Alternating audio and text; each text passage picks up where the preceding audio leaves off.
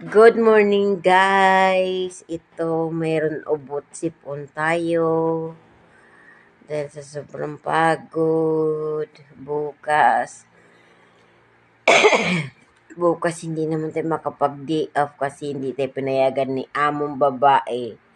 Dahil may pinapagawa siya, maglinis daw sa first floor.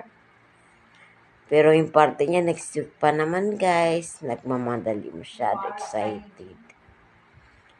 Kaya guys, salamat sa Panginoon. Medyo okay na tayo. Kailangan pa natin maging strong.